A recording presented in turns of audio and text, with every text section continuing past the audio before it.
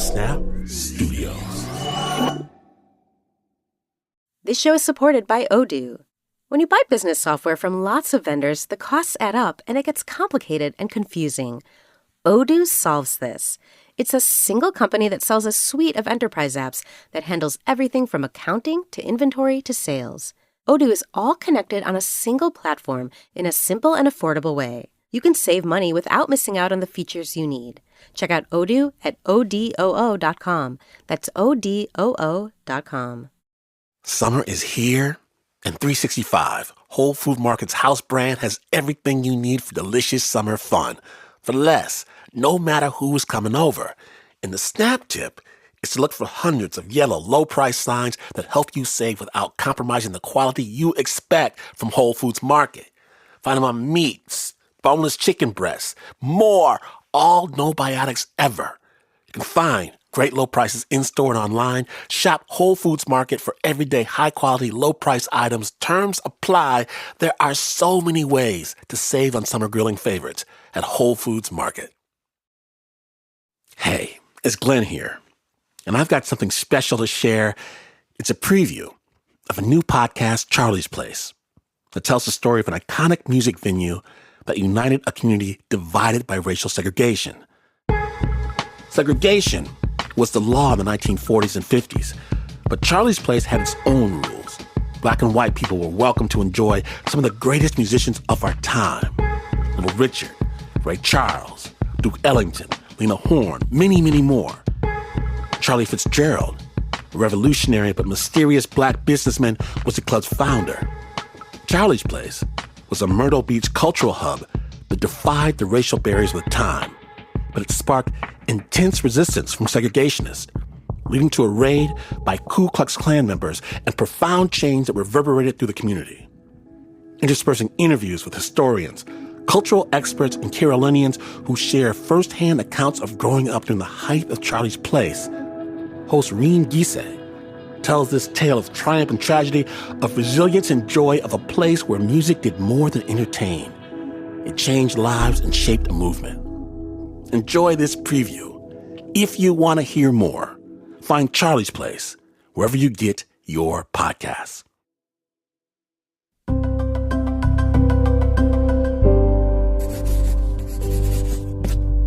Pushkin.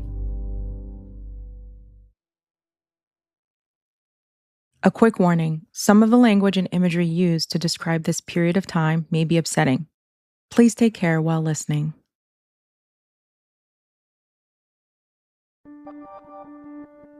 I was interviewing a gentleman about his participation in student demonstrations in 1960. He stopped me and he said, "You know I'm from South Carolina. Have you ever heard of Charlie Fitzgerald?" He mentioned specifically knowing Charlie Fitzgerald, knowing his wife, and then relaying to me what he remembered happening in 1950.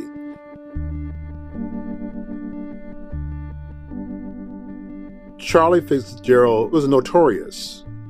That's a good adjective for him. He was constantly having makeovers, seemingly always reinventing himself. He was a roving entrepreneur who was beloved and respected by some and despised and ridiculed by others. Traitor, turncoat, folk hero, defiant. The atmosphere is thick with this vehement rhetoric of white supremacy. Here was a black man who thumbed his nose at laws and customs. And that is why he's a threat. What happened to Charlie Fitzgerald was almost, I guess it would be an Emmett Till moment. It would be a Pearl Harbor moment. People remember it vividly. An ordinary person would say, "The hell with it. I'm going to the promised land. I'm going elsewhere." But Charlie was not ordinary.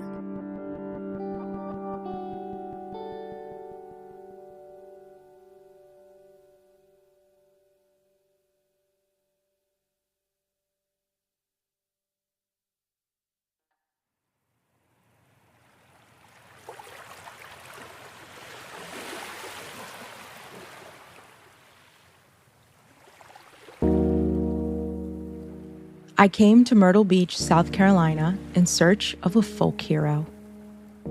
A man who died in 1955. A man who's almost forgotten, but whose name is still in the air. He was the mythic proprietor of a mythic space. A place that sounded like a mirage. But it did exist. On a Saturday night in 1940 in the seaside town of Myrtle Beach, South Carolina. The smell of salty air and perfume, a night out on the town. Everyone is filing into a nightclub.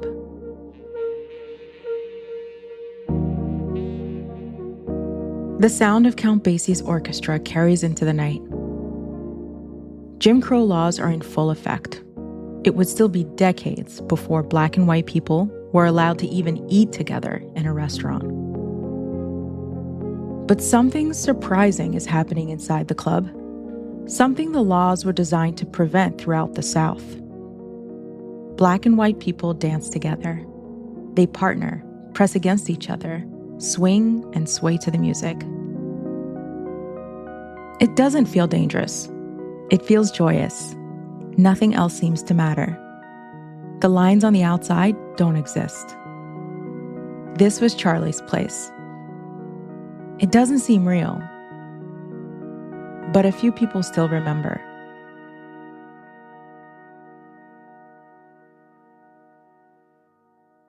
I heard a phrase on one of my visits to Myrtle Beach about Charlie's place. Segregation in the day, integration at night. Segregation by day, integration by night. The people who lived it even have a hard time explaining it.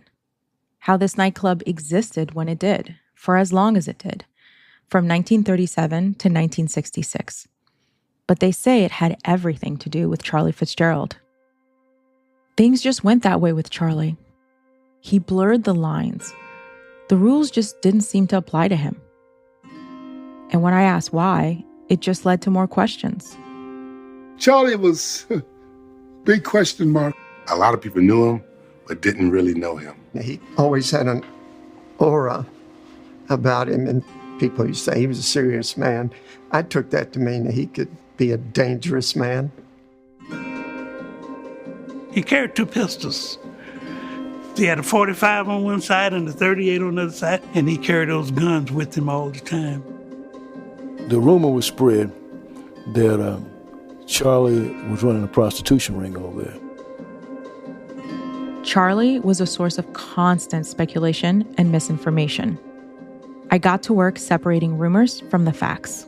Now, as far as businesses go, what we learned about Charlie was he had gambling in the back. Yes, he did. And some other businesses. Yeah, but I can't disclose that. When I came to Myrtle Beach, these questions were sometimes met with a guarded attitude. There was something here people were compelled to protect. I was on a mission to find out what that was.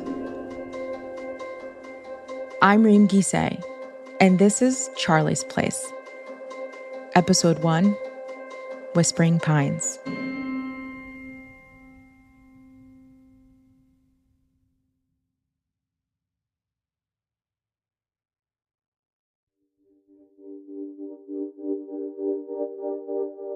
I had to prepare to go back to the South, a place I've rarely been since I was a girl in Louisiana. I usually wear my hair natural, but for the trip to Myrtle Beach, I straightened it. My parents and I first moved to the South when I was 12 years old. We came here from the Ivory Coast. I didn't speak English, and I still remember what my teacher told me while I learned the language. She said, "Listen. Things we do not talk about. Sex, religion, politics. Do not touch those subjects." That never made sense to me as a kid. What else is there to talk about? That stuck with me. And this story, it turns out, would touch on all the things that you don't talk about in polite conversation in the South. Coaxing out the truth would be delicate. I had one shot to get this right. And I didn't have a lot of time, because most of the people who really knew the story were well into their 80s. There weren't a lot of people left. But there was Miss Pat. But Miss Pat, I was curious, do you still stay in contact with everybody you grew up with that's still, Come here? on. You do? Yeah. The most of them, if I can find them, I might stay in contact with them. Yeah. Mm-hmm. But so many of them younger than me dead. Yeah. And it bothers me. I get nervous. I'm not ready to go yet. Yeah. Miss Pat has a wheelchair ramp leading into her house because she has very limited mobility. She had a heart attack recently and can't leave her home. She says most everyone who worked dry cleaners in Myrtle Beach in the 50s, like she did, ended up with either cancer or heart trouble because of the cleaning fluids they used. Each time I walked up to her house, she'd spot me first and call out through the screen door from her lazy boy, "Hey, baby." And each time, it was good to be reminded of the warmth in her voice. Charlie Fitzgerald was a good man to the whole neighborhood, the town, everywhere. And you either respect him or you hate him. And see, I respect him because, see, he didn't mind putting something on you. That's the way Mr. Charlie was to us. You respect him. Not many folks really knew him, and I would come to believe that maybe that was intentional on Charlie's part. But Miss Pat knew Charlie, and everyone that sent me her way described her as a mess. I knew exactly what that meant. A mess in the South is someone who talks a lot. Now, you stop me because I don't know when to hush. A mess was exactly what I needed. Now, what do you want to talk about? How I was raised on Myrtle Beach on Carver Street? Miss Pat helped me understand the setting around Charlie's Club. In the 1940s, before integration, Carver Street was the center of Black life in Myrtle Beach. There were shops, restaurants, clubs, juke joints, all owned by Black people for Black people. Carver Street was the only street that we could sell anything, open up a business. We wasn't allowed on Oak Street at all. Back then, there were boundaries around where Black people lived and where they were allowed to move freely in Myrtle Beach. This neighborhood was known as the Hill, made up of several streets, including Carver, set a few blocks back from the ocean. Miss Pat was born on the Hill in 1943. By the time she was 2 years old, her mother and 2 sisters died from tuberculosis. She was raised by her grandmother. They survived by knowing where to find cracks in the system. They existed between broken rules and abandoned materials. During this time of extreme segregation, Miss Pat's grandmother was resourceful. Black people weren't allowed to buy coal in town, so they collected fragments that fell off the coal train. They dug tar out of the street before it dried to patch their roof. They worked at night to avoid the police. We sure did. The first gas stove her family owned was fished out of the ocean after Hurricane Hazel. And dried it out for 3 weeks before we could put it together. They kept pigs, grew their own fruits and vegetables, sold corn liquor, and did laundry for tourists. Oh, God, there's some nasty girls come to Myrtle Beach. Oh, my God. I wouldn't touch the clothes. I said, no, I don't want the germs. Clean your clothes. The girls, the men's was all right. But them girls, oh, my God. She shared her vivid memories with me, revealing them as kind of a mental map. Geographically, her world was small, but the details she shared conveyed something much bigger. It helped me understand what the community on the Hill was made of, and what it took for Miss Pat to survive, to live out an entire life here. It was almost freedom, as long as she stayed in the lines. Outside the Hill, Miss Pat was barely allowed to exist. Because outside the Hill, she couldn't eat inside restaurants. Outside the Hill, she couldn't wear shorts on the boardwalk along the ocean. Outside the Hill, she couldn't step barefoot on the sand, let alone touch the water. Myrtle Beach was a good place if you stay in your place. If I put it like that. You couldn't go to the ocean. You couldn't go in none of the water. Until the late 1960s, it was forbidden for Black people to swim in the ocean in Myrtle Beach. Because they said the dirt would come off it and go in the water. That's why we couldn't recontaminate the water. But other than that, it was all right.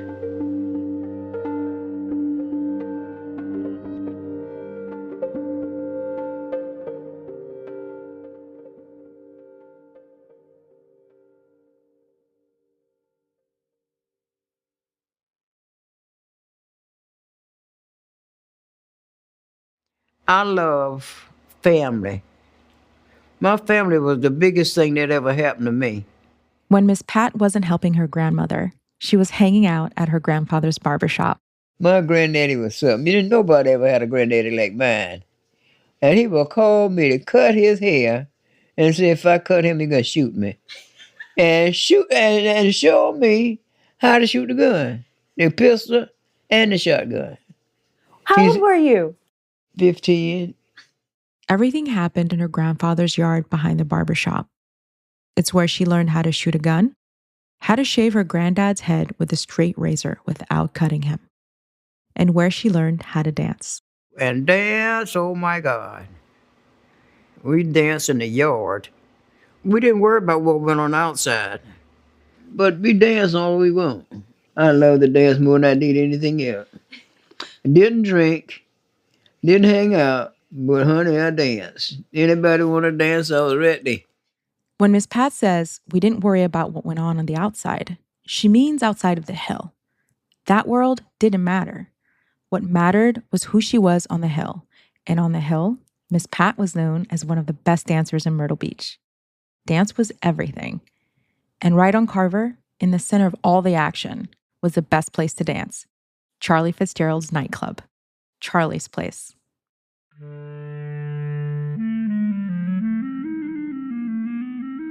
The insiders know that before it was Charlie's Place, everyone knew it as Whispering Pines. They called it that because of a legend.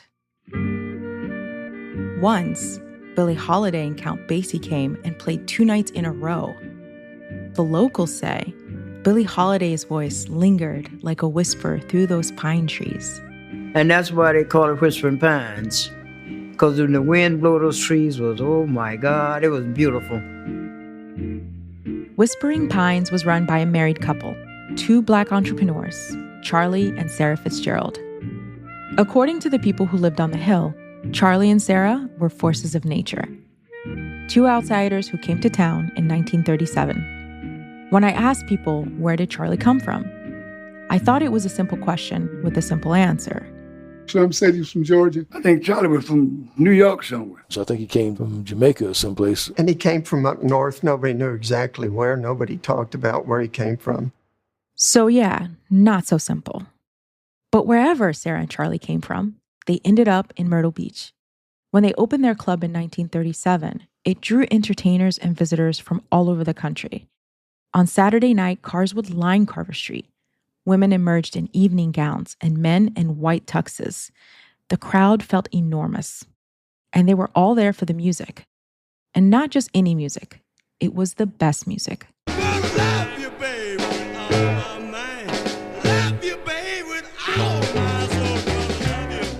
Oh, yes, God, Ruth Brown, Jane Brown. Girl, I see so many people up in there. Little Richard, you ever heard of him? Oh, my God. They don't talk about Wilson Pickett. They don't talk about him. They're right there from the country.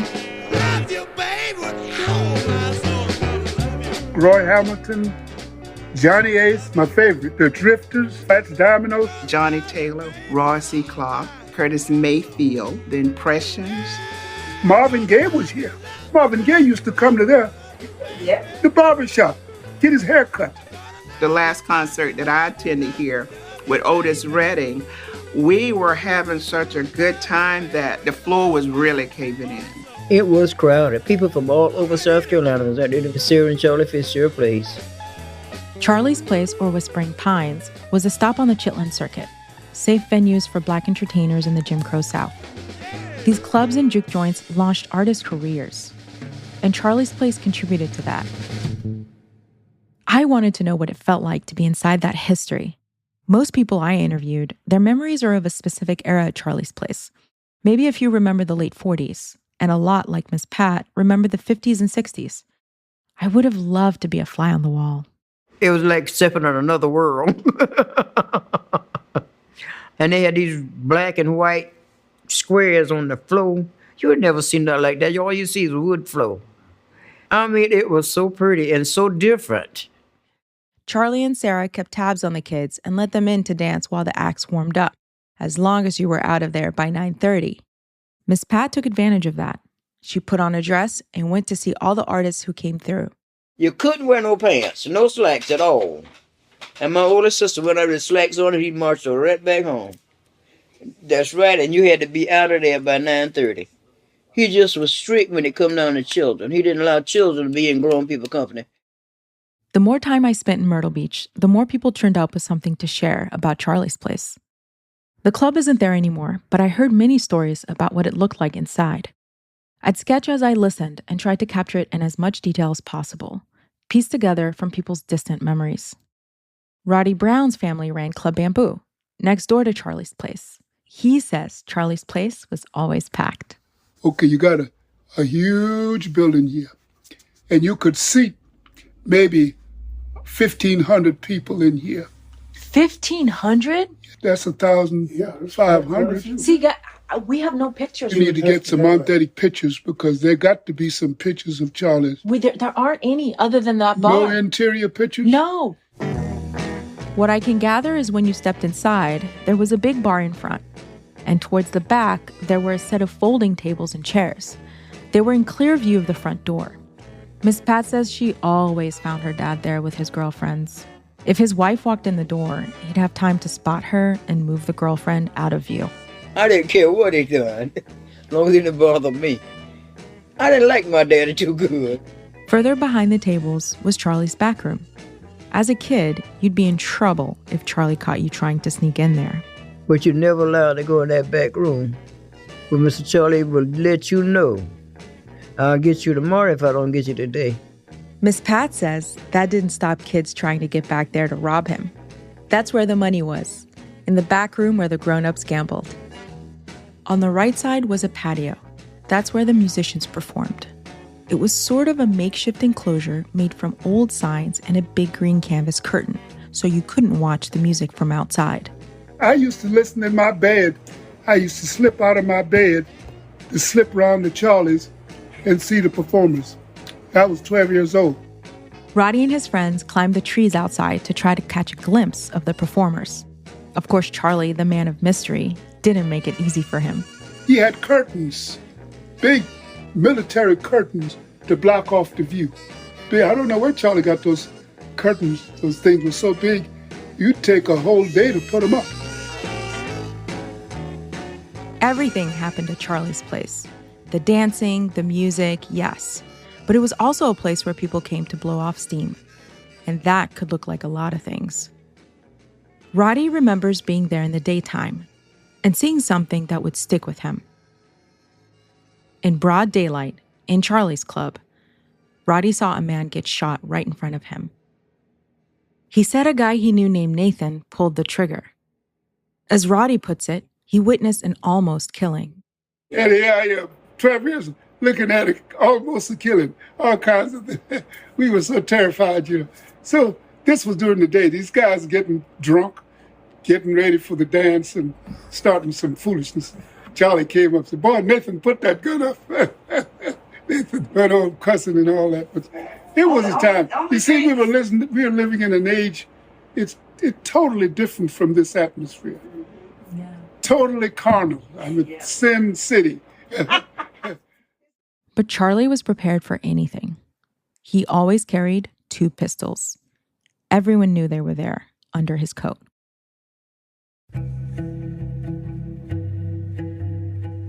If the Hill was one big family, Charlie and Sarah were the matriarch and patriarch to many who lived there. They were Miss Pat's neighbors, and they looked out for her. And Mr. Charlie was a good-looking man. He was real tall, and his wife was kind of halfway short. And she had real curly hair, but she was so pretty. And she would make hot dog, the best hot dog you ever had on Myrtle Beach. The Fitzgeralds also owned a motel next to the club. The building bent around in a horseshoe.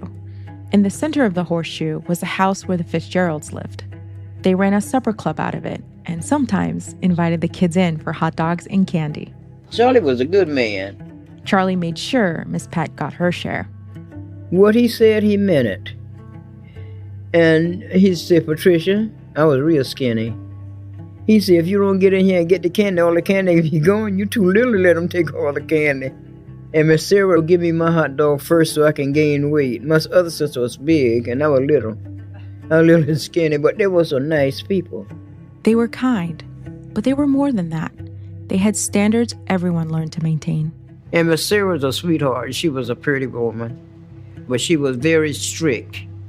You didn't go in her house any kind of way. You come to the side. Miss Pat says the Fitzgeralds were big on education. Before there was an integrated school in Myrtle Beach, the kids on the hill had to ride a bus to Conway, 14 miles away. And they never knew when it was going to come. And when it did, it got stuck on a hill heading out of town.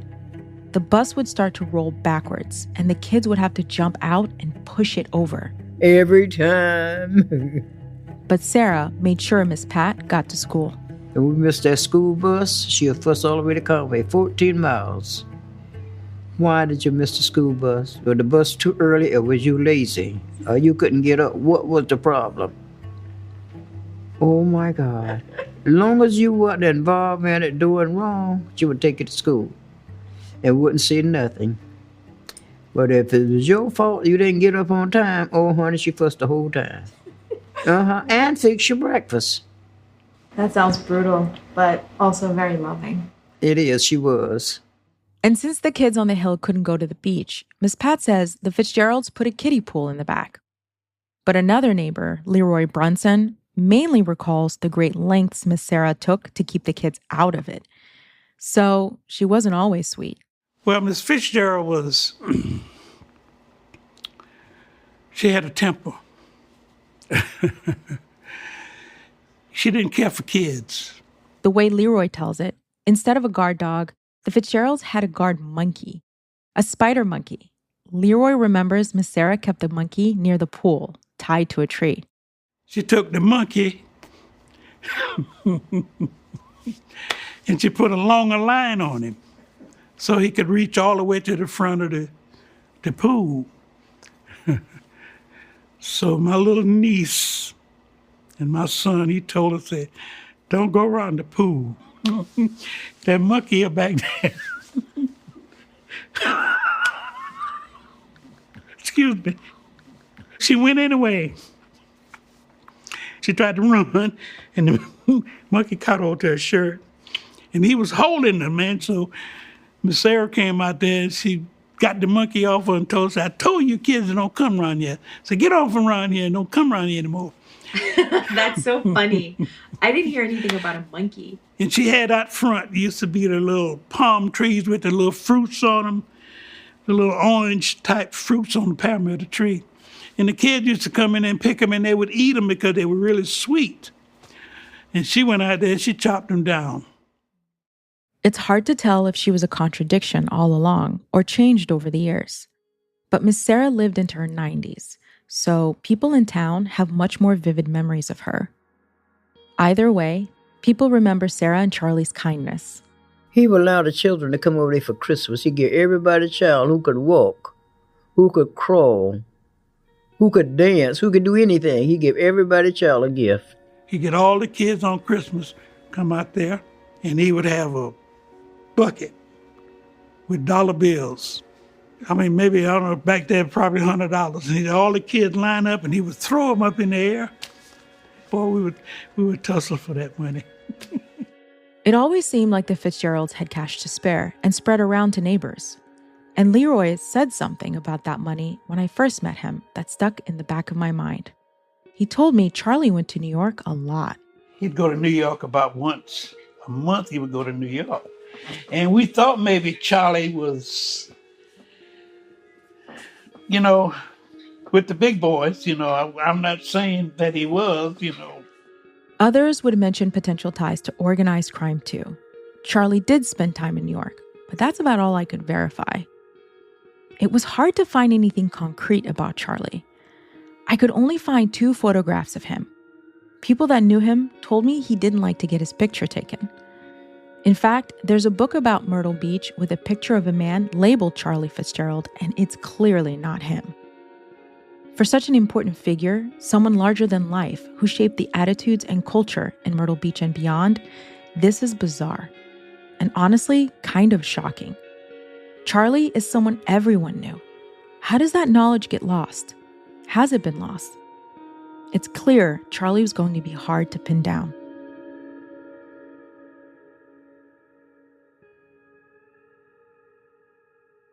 Despite Miss Sarah's help with getting to school, Miss Pat dropped out when she was 16. She says it was because she was mad at her dad. He spent the money she'd saved for her graduation cap and gown, so she just quit and started working full-time. And there weren't many jobs Miss Pat didn't like. Cooking, slapping the hogs, but she loved working at the dry cleaners the best, even though it paid the worst. I love to see clothes nice and fresh. And them pants creased down to the max. I love that.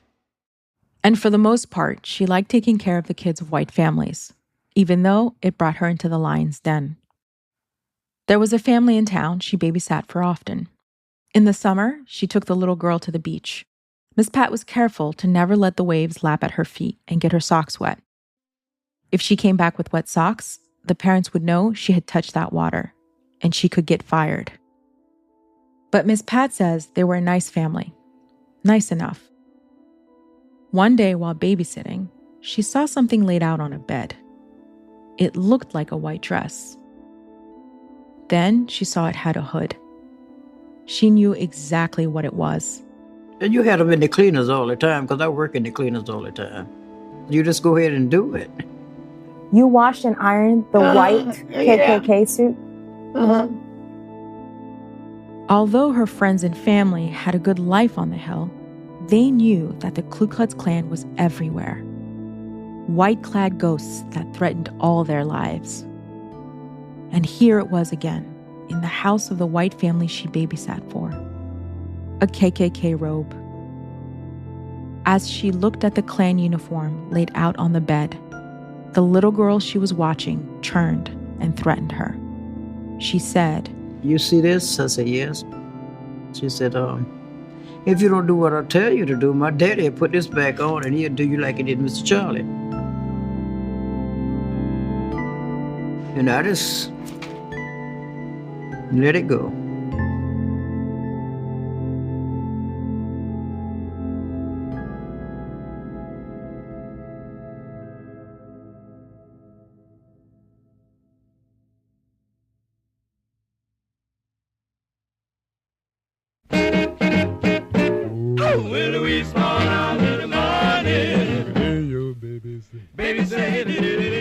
Coming up on Charlie's Place.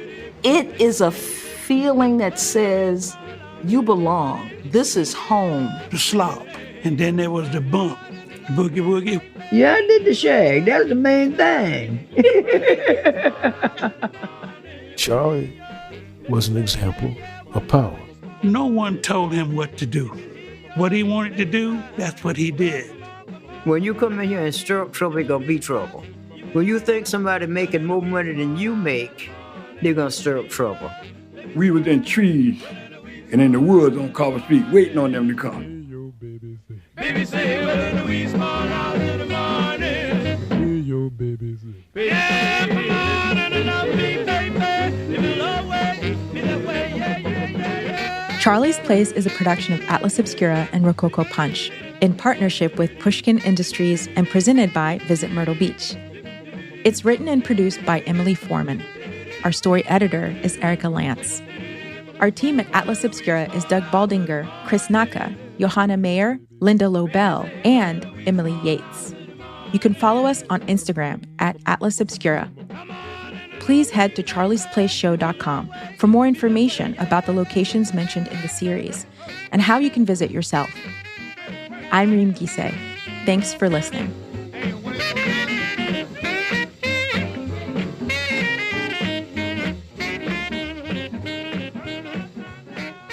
I hope you enjoyed this preview of Charlie's Place. Find Charlie's Place wherever you get your podcast.